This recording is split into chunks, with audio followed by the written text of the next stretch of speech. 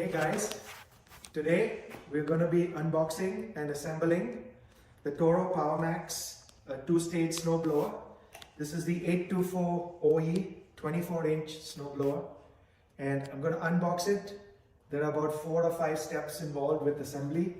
Walk you through them, and then we will end with some final thoughts. I'm going to start opening it up. We ordered this online, and it shipped to us. They also keep them fully assembled if you want to pick them up directly from Lowe's or Home Depot. They are fully assembled, but the ones fully assembled wouldn't fit in the cars I have, so I had to ship. So I'm going to continue unboxing, but here's what it looks like. Here's where the manual is. There's some boxes and things I have to remove. And before main steps, I can just, as a prelude, the handle, as you can see, is folded in. So once I open up the box, the first step is installing the handle. That's pretty easy. You just straighten it up and put in some bolts. Then we have to put the chute in there. Again, that's a pretty easy installation. Then there is a chute control rod that has to be assembled here. And then finally, on this end will be the traction control rod that we will do the last step. And that'll be it. So I'm going to open up this and then come back and we can start the assembly.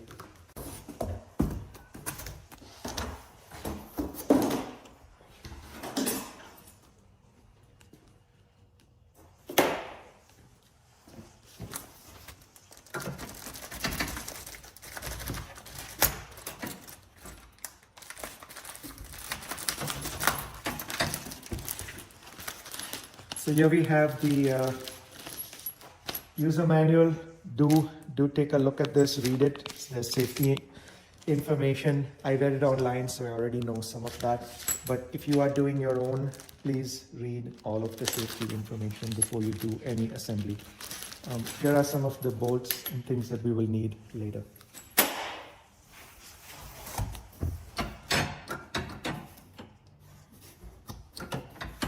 This is the chute control rod, so it was just up here.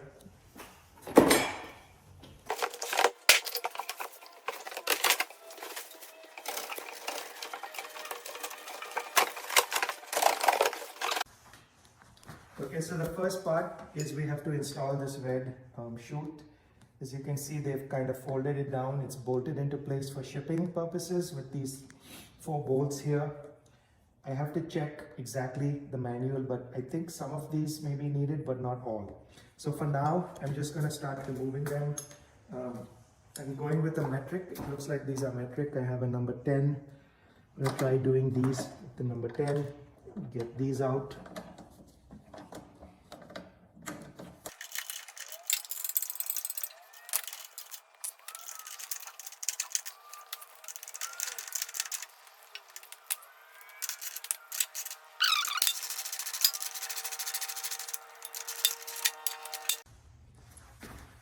So I have the red chute out, but what I realized is a little mistake. What I should have done is just put the handle upright first.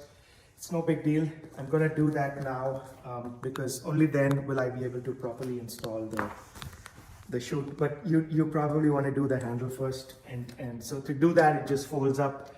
There are already 2 bolts, 1 on each side that you can see. And then in the bag with the manual, they gave you the rest of them. So I'm just going to put those in. This step is pretty easy.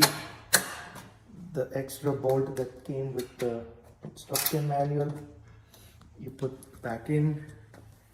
And the second one we will do on this side as well.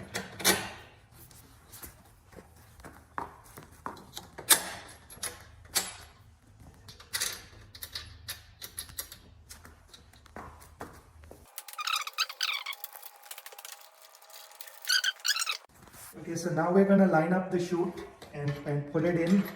So this part needs to come in here, and then the way you angle it in is, and just be careful, the bottom is metal, so you don't want to hurt your hand or your fingers, and the cables are kind of tight, so it's not that easy to maneuver. So if you come this side, the way this is where the chute control rod will come in, one that connects here. So this needs to be facing this side. So the best way to put this in is to kind of bring it in over here, this side. You know, line it up this way. Initially, I was trying to put it in this way. It just doesn't go. So the way you put it in is you rest it sideways this way, and then snap this in. And then over here as well, you want to make sure that the chute matches the hole that's at the bottom. And then here is where it would go a little higher, and that's going to be done by the nuts. One quick thing I had said before, that when the chute was horizontal in the shipping condition, there was these brackets and nuts and bolts holding it together. So the longer ones are the 2 sets that you need to connect these. This big thing, this washer, and then these 2 nuts and bolts are not needed. You can discard those. So I have this lined up. I'm going to start putting these screws in. And as I said, you know, it'll need to go up a little. As you can see, line up the holes and slip it in.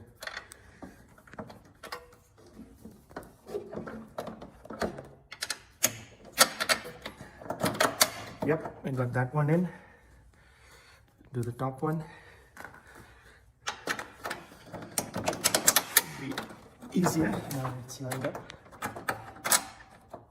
And just check, make sure it's set firm. Yep, and I'll just put these bolts in at the back and tighten them.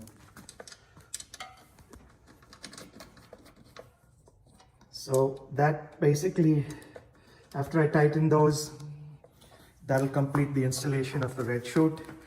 Next step will be the chute control rod. We'll do that next. I'm just going to tighten those and we'll be back.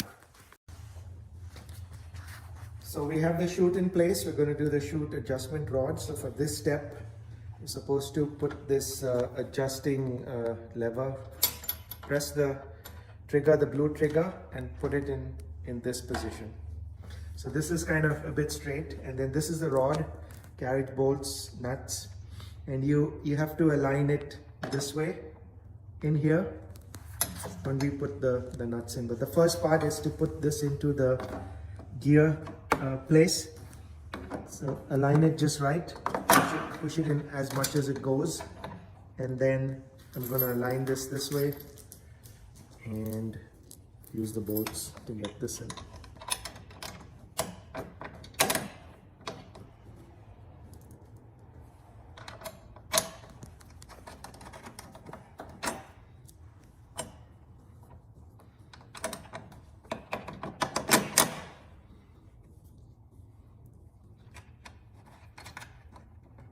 So this was pretty easy as well. I'll tighten these and then we'll check the operation in a little bit.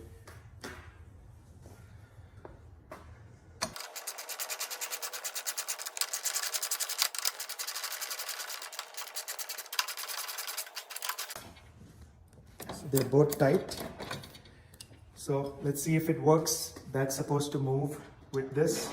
So you can see, and it should move in the same direction as you move the joystick as well. So press the trigger. Forward is the top part of the chute, the deflector. You can see that's going up and down. And then the rest of it is moving along with this as well. So this is correctly installed. So the last step is here. We have to put in the traction control linkage. It's 2 parts. So you have this one with the trunnion up here that you need to adjust, or you can if you need to. And then this lower part goes in over here. So let me show you what they say to do, and I tried it, it didn't really work. So I'm going to do a workaround.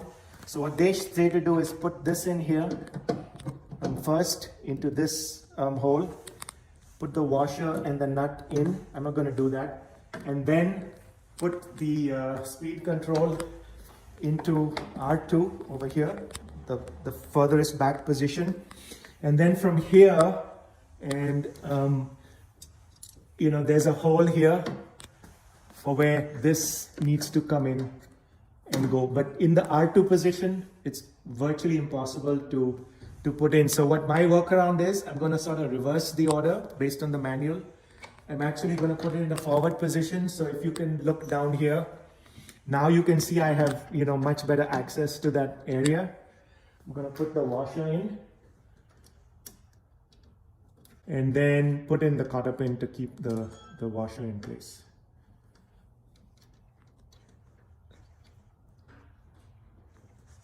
So let's get that done. So that is done. And then what I'm going to do now is for the next one, I'm going to put this in now in here and settle this in with the washer and pin down.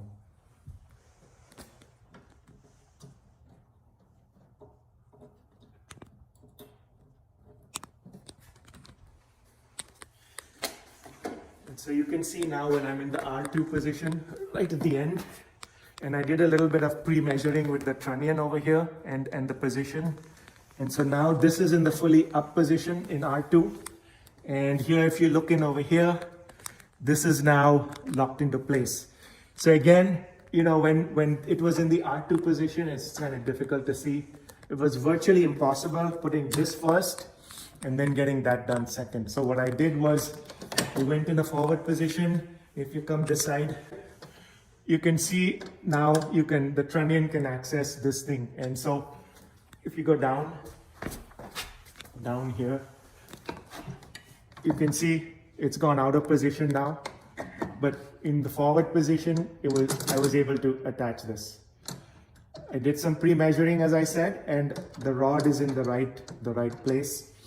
And that's how I did it. If you have a different experience, certainly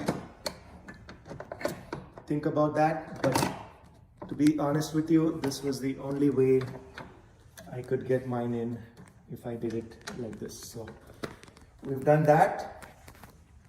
That pretty much, other than checking tire pressure, is supposed to have oil pre-added in. I'm going to take a look. Yep, I can see that they have oil. Do check that your oil is also added in by the factory. And the last step that needs to be done for the installation is adjustment of these cable clamps over here. We'll do that in a separate video. You're supposed to let the machine run for a couple of hours and then do the adjustment. And then after that, once every year. So I'll do that in a separate video. Just quickly, here's your choke, here's the key. And we will again fire it up to start and test it. The primer is over there as well. If you look outside, we are still December. We haven't had any snow yet. So this is not going to be used until a month or so, hopefully. And when we do get snow, we will do a full test video as well, executing it and see how it does in the snow. But this one was just installation and setup out of the box if you don't get the thing done by Home Depot. So hope you like this, guys. Give us a like. If you had any comments, please feel free to leave them. We always appreciate feedback. And thanks for watching. Bye.